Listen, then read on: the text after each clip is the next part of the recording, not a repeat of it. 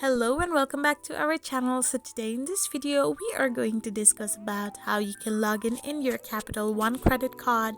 So without wasting much of our time, let's get straight into the video. First and foremost, all you need to do is simply open a web browser of your preference and type in the URL www.capitalone.com. Once you do this, you will end up in the official page of Capital One. So simply press on the sign in button, where you can simply log in into your account by tapping it in. Once you tap on the sign in button, you need to now enter your username, and once you are done typing in your username, simply type in your password as well. So once both the credentials are filled up, you need to simply tick on the remember me option if you want, or simply tap on the sign in option. However, if you forgot your username or password, you can simply tap on forgot username or password and continue likewise. This is how you log in Capital One credit card. I hope you found this video helpful, so don't forget to hit that subscribe button and do give us a thumbs up.